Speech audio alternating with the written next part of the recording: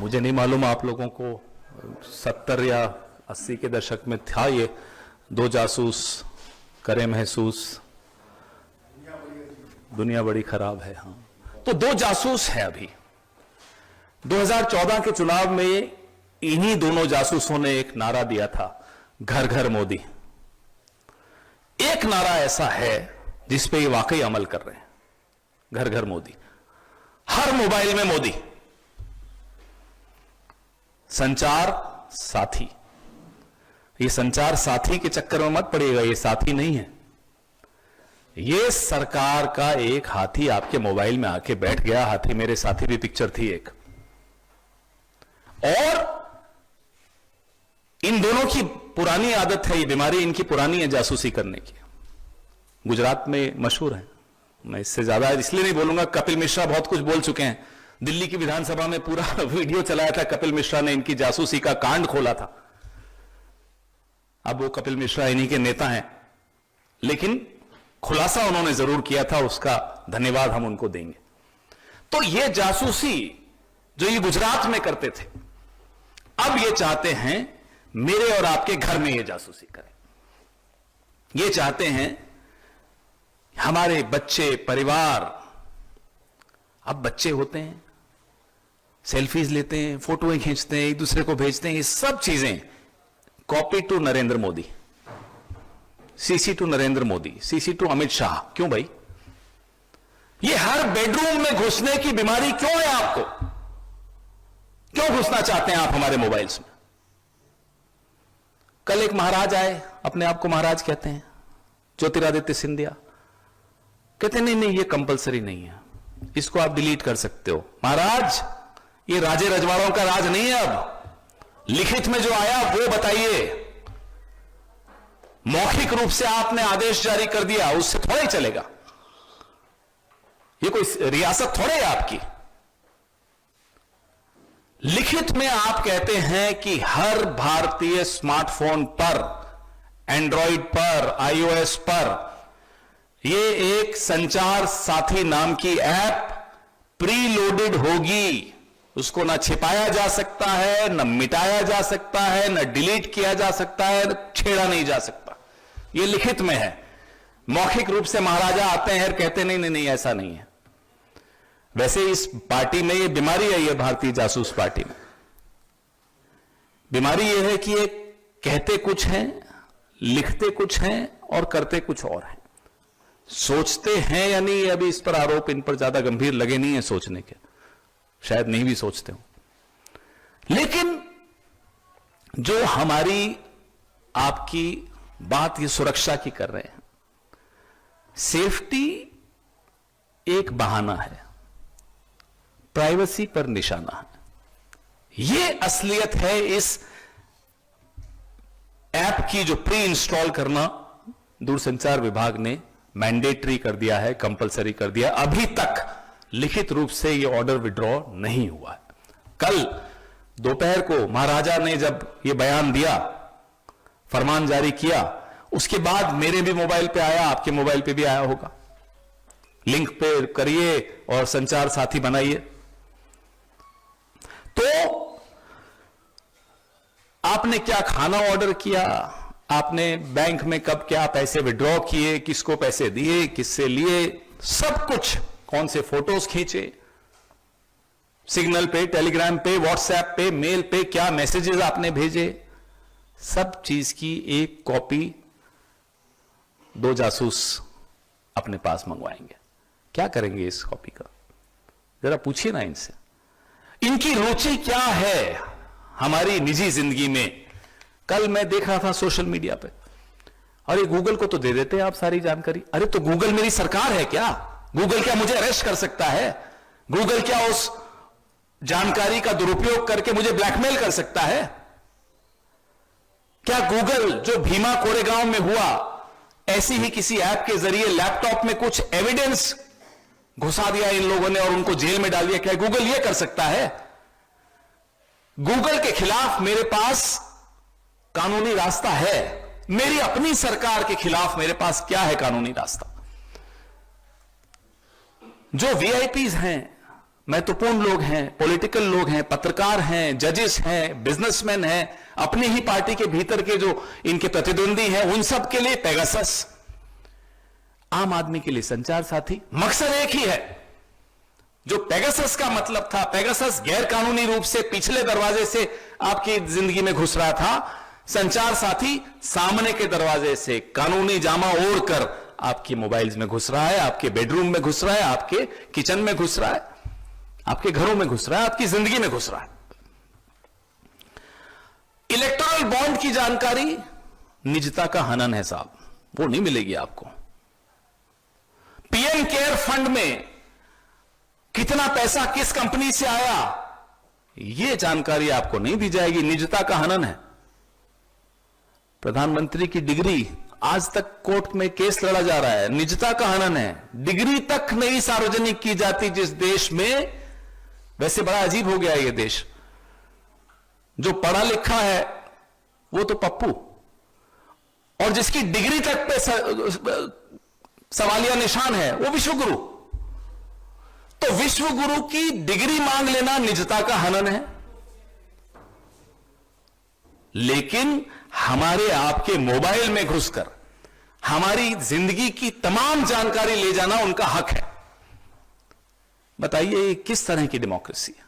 इसीलिए इस प्रेस वार्ता को मैंने नाम यही दिया कि ऐसी तैसी प्रिवेसी, ये क्या है? ये डेमोक्रेसी कहां है? ये डेमोक्रेसी। हम सरकार से सवाल नहीं पूछ सकते।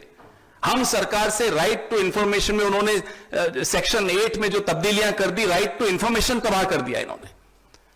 और इस सरकार जिसके पास हमारा आपके जितने इंफॉर्मेशन, जितना डेटा, जितने आंकड़े हैं वो सुरक्षित नहीं है, इसका सबूत ये सरकार कई बार दे चुकी है। करोड़ों लोगों का आधार डेटा लीक हुआ, करोड़ों लोगों का नमो ऐप का डेटा लीक हुआ, ये सब सबूतों के साथ बोल रहे हैं। करोड़ों लोगों का डेटा बेचा गया और 100 करोड़ इस सरकार ने कमाए। उस सरकार को चाहिए, वो चाहती है कि हमारे आपके मोबाइल में घुस जाए और जानकारी इकट्ठी करे और फिर इस जानकारी का दुरुपयोग करे, इस जानकारी को बेचे। अरे जो सरकार इजराइल के साथ मिलकर अपने ही देश के, अपनी ही पार्टी के प्रतिद्वंदियों के मोबाइल में पेगासस डाल सकती है, उस सरकार को क्या आप संचार साथी मानेंगे? क्या उसको साथी मान सकते हैं ऐसी सरकार को? Can you treat a government like this as your friend?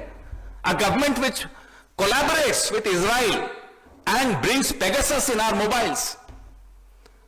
What Pegasus was to the VIPs of this country, Sanchar Sathi is to the common man of this country.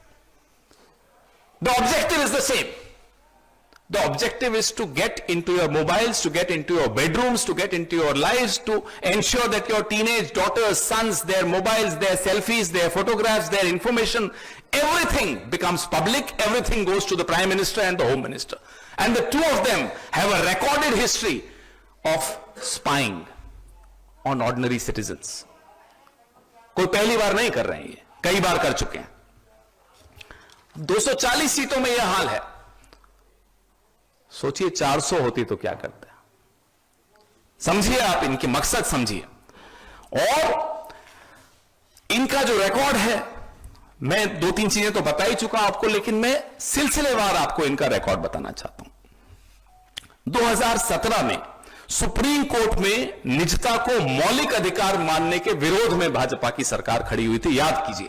इन्हें लगता है हम सब भूल जाएंगे। 2018 में 10 एजेंसियों को बिना न्यायिक निगरानी के कंप्यूटर से जानकारी इंटरसेप्ट करने का अधिकार दे दिया। 10 agencies without any judicial oversight. DNA profiling bill यही सरकार प्रमोट कर रही थी, पुश कर रही थी। सोशल मीडिया हब का जो प्रस्ताव था, डिजिटल बातचीत पर निगरानी, यही सरकार पुश कर रही थी। आधार डेटा लीक का मैं आपको बता चुका हूं। और 2019 तो ऐतिहासिक साल था जब पेगासस लाया गया, जिसमें न्यायाधीश, विपक्ष के नेता, हमारे राहुल गांधी, हमारे कई नेता, केंद्रीय मंत्रियों तक की, अपनी ही पार्टी के केंद्रीय मंत्रियों की जासूसी की गई थी।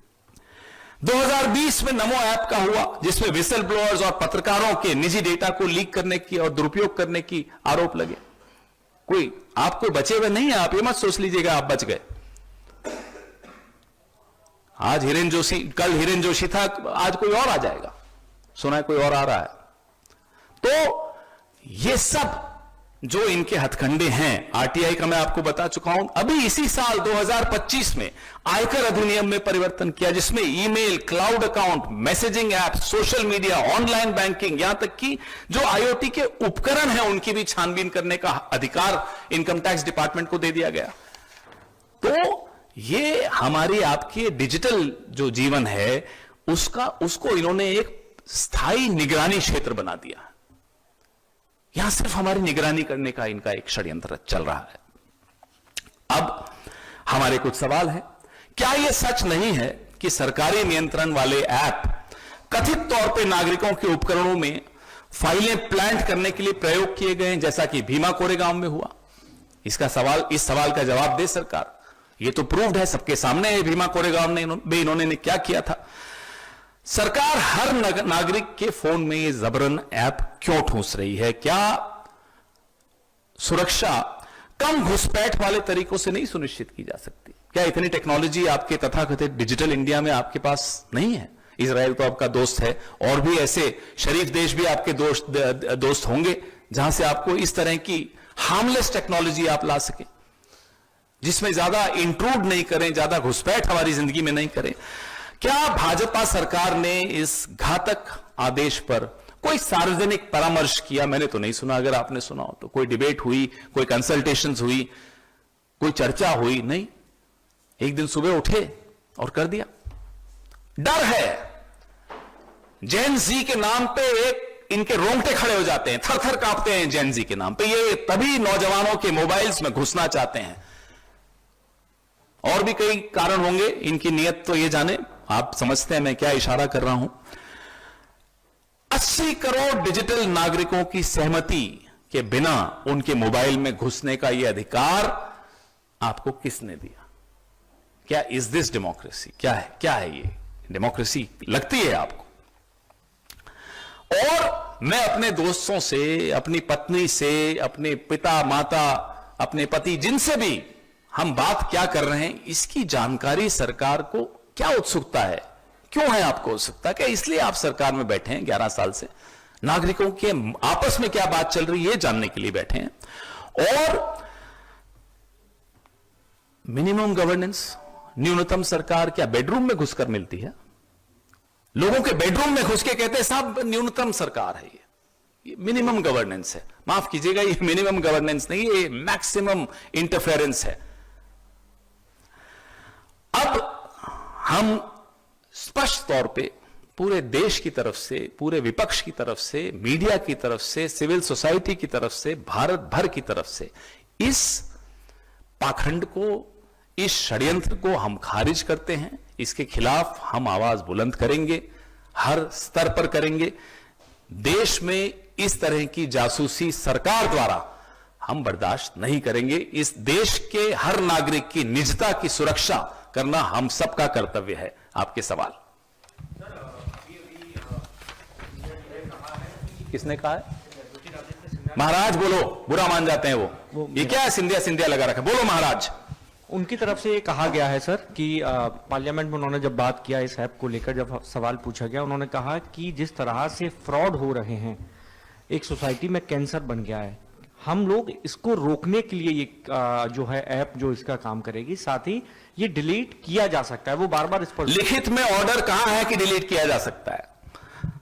7(1)(b) आप देखिए ना, 7 जो ओरिजिनल ऑर्डर है उसका पॉइंट नंबर 7 देखिए। क्या उसमें अमेंडमेंट देखा आपने? आज बोलने से क्या होता है, इनको याद दिला दीजिए। ये इनकी कोई रियासत नहीं है कि बोल दिया तो साहब मान लो कि फाइनल है। लोकतंत्र है, लिखित कागज से चलता है। महाराज को कह दीजिएगा जाकर।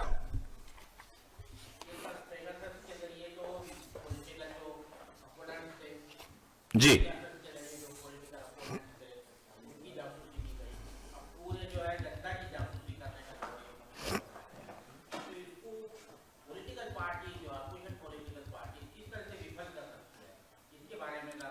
आप और हम मिलकर इस देश के नौजवान, इस देश की सिविल सोसाइटी, इस देश के तमाम वो लोग जिनको इस बात की चिंता है, और इसमें मैं मानता हूं कि 140 करोड़ लोग हैं जिनको इस बात की चिंता है कि साहब सरकार मेरे बेडरूम में क्या करेगी, क्यों चाहिए, क्यों हमारे बच्चों की फोटोग्राफ्स इनको चाहिए, क्यों हमारी बेटियों की, हमारे बेटों की सेल्फीज इनको चाहिए, कारण क्या है?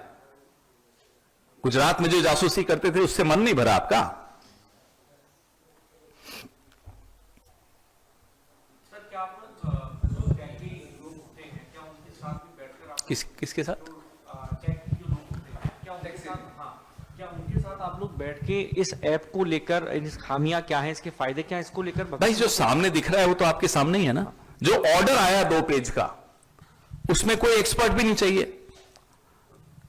उस ऑर्डर में स्पष्ट है, प्री लोडेड होगा, बाकी जगह वो ऐप भेजेंगे, उसको आपको इंस्टॉल करना होगा, उसको आप छिपा नहीं सकते, उसको आप डिलीट नहीं कर सकते, उसको आप जेल के चलना ही पड़ेगा, आपको कंधे पे लाद के अपना ही जासूस अपने कंधे पर बैठाकर आपको चलना पड़ेगा। घर घर मोदी।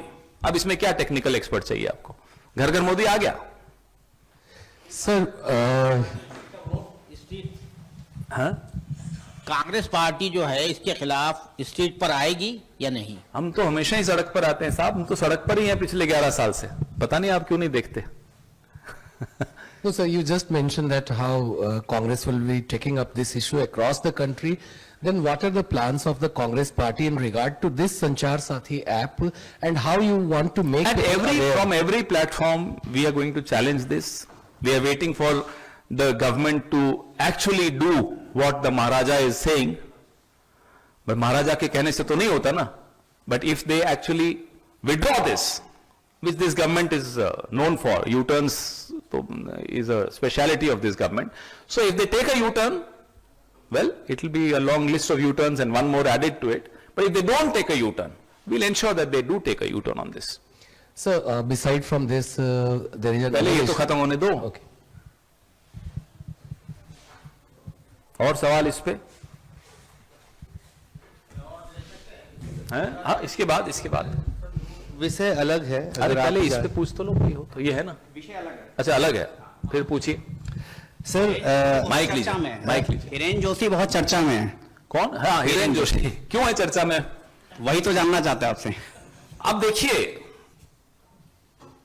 सरकार को इसमें खुलासा तो करना पड़ेगा। हिरेन जोशी कोई छोटा नाम नहीं है। प्रधानमंत्री कार्यालय में सबसे मजबूत, सबसे ताकतवर व्यक्ति, जिसने इस देश के लोकतंत्र की हत्या में बहुत महत्वपूर्ण काम किया, आप लोगों को का गला घोंटने का बहुत काम किया है, और अब चर्चा में भी हैं। उनके साथी एक हैं जो लॉ कमीशन में अभी 7 महीने पहले ही आए थे, उनको आनंद फानन में बाहर कर दिया लॉ कमीशन से। सुना सरकारी घर भी खाली करा दिए। क्या हो रहा है, देश को जानने का हक है। उनकी बिजनेस पार्टनर्स कौन कौन है, यह भी देश को जानने का हक है।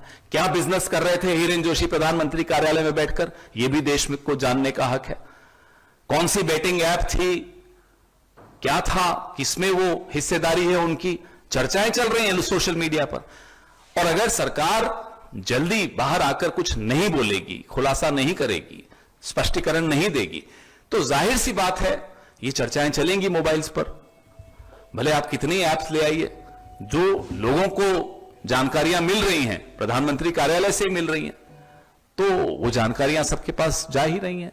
बहुत सारी सुना है बिजनेस इंटरेस्ट हो गए इनके, विदेशों में इनके क्या लिंक्स हैं, जब विदेश यात्रा की वहां किन किन से मिले, क्या राष्ट्र के हितों का कोई समझौता किया हिरेन जोशी ने अपने साथियों से मिलकर अमेरिका में या जहां भी गए हों। ये सारी खुलासे अब आएंगे। ये देश जो है ना, लोकतंत्र को आप इतनी आसानी से मार नहीं सकते। कोशिश बहुत कर ली आपने। अब प्रधानमंत्री के कार्यालय पे बहुत बड़ा सवालिया निशान खड़ा हो गया। एक महत्वपूर्ण व्यक्ति, उसके रिश्ते, व्यावसायिक रिश्ते, उसके निजी रिश्ते, क्योंकि निजी कुछ नहीं होता प्रधानमंत्री के कार्यालय में। क्या निजी है, सार्वजनिक ऑफिस है वो।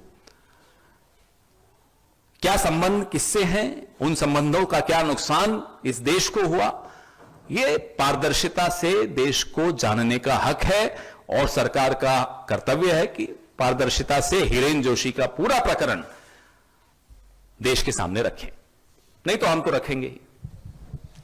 पवन सर, एक सवाल है। रक्षा मंत्री कल गुजरात के दौरे पे थे, राजनाथ सिंह जी। उन्होंने कल वहां पे कहा कि उस वक्त पंडित जवाहरलाल नेहरू पब्लिक फंड से बाबरी मस्जिद का निर्माण करना चाहते थे और उस वक्त गुजरात के बेटे सरदार पटेल ने इसे रोका। अरे भी रक्षा मंत्री को तो हम यही कहेंगे साहब, आप तो ऐसे न थे। बाकियों का तो समझ में आता है, बहुत पढ़े लिखे प्रधानमंत्री हैं, उनका समझ में आता है, जो बोल देते हैं, अब लोग हंसते हैं। रक्षा मंत्री भी बोलने लगेंगे इस तरह की बातें। भाई बताइए कहां है आपके पास सबूत? ये कहां से हवाबाजी करने आ गए आप? इसका सबूत नहीं है उनके पास। लेकिन यहां झंडेवाला में 800 साल पुराना मंदिर अभी कुछ दिनों पहले गिराया जा रहा है क्योंकि आरएसएस के मुख्यालय की पार्किंग बनानी है। इसका सबूत है हमारे पास। ये अजीब सी बातें करते हैं साहब। नेहरू जी ने बाबरी मस्जिद, अरे भाई बाबरी मस्जिद कब बनी थी? 1560 में बनी होगी शायद। नेहरू जी कब पैदा हुए थे?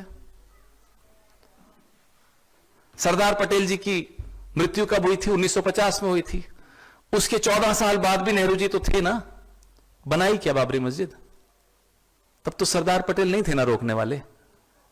तो राजनाथ सिंह जी को चाहिए कि मोदी के राह पे ना चलें। भाजपा में को बहुत बड़ा नुकसान मोदी जी करके जा रहे हैं। अब पीछे पीछे सब भी उसी रास्ते पे चले जाएंगे तो हमें तो कोई नुकसान नहीं, हमें तो फायदा ही है। पार्टी को खत्म करिए, हमें क्या नुकसान है? माइक सर, एक रेवंत रेड्डी का स्टेटमेंट है और आपकी पार्टी से एक और लीडर हैं रागिनी नायक, उनका एक ट्वीट क्या जिसमें उन्होंने एक एआई वीडियो जनरेट किया हुआ है प्रधानमंत्री मोदी का, और उस पर आपकी क्या प्रतिक्रिया? और रेवंत रेड्डी ने मैंने देखा नहीं और ना मैंने रेवंत जी का स्टेटमेंट सुना। तो जब मैं सुनूंगा और जब रागिनी जी का मैं ट्वीट देखूंगा तो उस पर टिप्पणी कर देंगे। ये मैं जो पहला आपका वो था इशू इसके बाद संचार साथी। अब आप संचार सारथी पे आ गए। देखो साथी पे नहीं भाई, इसलिए अच्छी बात है, मैं तो खुश हूं। हाँ कि पूछिए। रशिया में भी इसी तरह से हो रहा है। पुतिन जो है यहाँ आने वाले हैं, इंडिया आने वाले हैं, क्या उनके वेलकम के लिए किया जा रहा है? तो उनको कहो अपना मोबाइल न लाएं साथ में।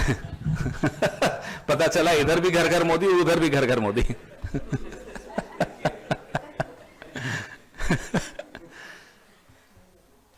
हाँ जी, आप आनंद भूल गया। सवाल ही भूल गए, बताइए।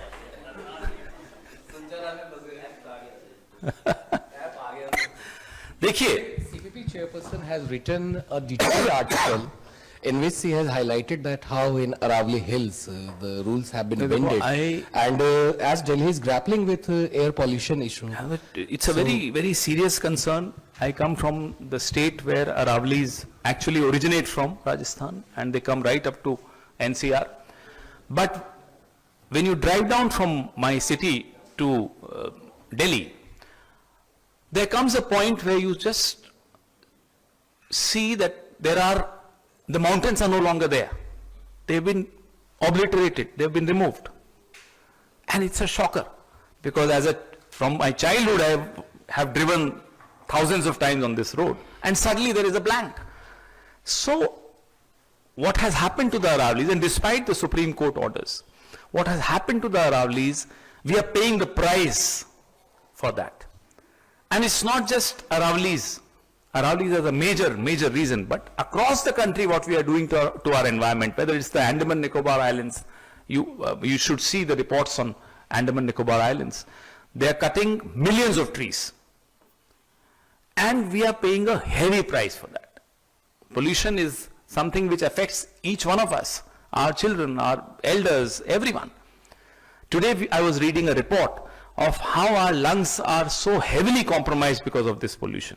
You may not be a smoker, I know you are, but even if you're not a smoker, our lungs are compromised.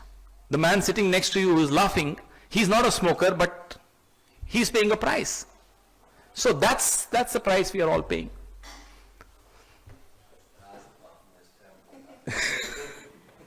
अच्छा सर, इस देखिए एसआईआर का मसला हम बिहार में उठाते हैं तो हम पर आरोप लगाते हैं कि साहब आप गलत बात कर रहे हो, आप हारते हो इसलिए बोल रहे हो। वही काम बीजेपी बंगाल में कर रही है। अब वही आरोप, वही सवाल बीजेपी बंगाल में उठा रही। तो ऐसा कैसा है एसआईआर कि बिहार में तो एकदम ठीक हुआ और बंगाल में खराब हो रहा है? इसका जवाब आजकल ज्ञानेश घूम रहे हैं, सुना विदेशों में। ज्ञानेश से दिलवाइए या मोदी जी से दिलवाइए कि साहब बिहार में ठीक है एसआईआर, बंगाल में खराब क्यों है, जरा जवाब दीजिए। बीएलओज जिस प्रेशर में काम कर रहे हैं, प्रेशर सिर्फ ये नहीं कि डेडलाइंस मीट करनी है, प्रेशर कुछ गलत करने का भी है। उस दबाव में आत्महत्याएं हो रही हैं, उस दबाव में जो हो रहा है वो आपके सामने और बहुत दुखदाई है। एसआईआर पे हमारे सवाल हम निरंतर उठा रहे हैं, संसद में भी उठाएंगे, इस पे चर्चा होगी।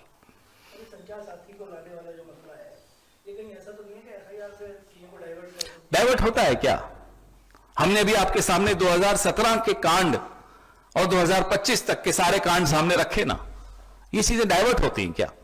ये मूर्ख है अगर ये लोग सोचते हैं, मोदी एंड कंपनी, मैं खुलकर बोलता हूं, ये मूर्ख है अगर सोचते हैं कि इस देश में कुछ डाइवर्ट कर सकते हैं। इनको लगता है ये डाइवर्ट कर सकते हैं। ये देश इतना आसानी से डाइवर्ट नहीं होता। ये सभ्यता है, इसकी एक बौद्धिकता के चर्चे पूरे विश्व में होते हैं। जो विजडम है इस देश की, उससे ये क्या खिलवाड़ कर सकते हैं? इनका ये बौने हैं भाई, बौने नहीं मुकाबला कर सकते इस देश, इस सभ्यता की बौद्धिकता का।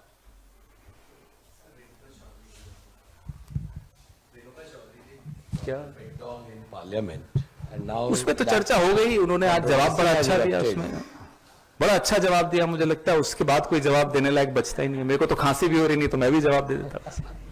मैं खांसता हूं तो भी ऐसे लगेगा आपको कि मैं भी वही कर रहा हूं। Thank you. अब कोई 1-on-1 नहीं है, जो सवाल थे आपने पूछ लिए। Thank you.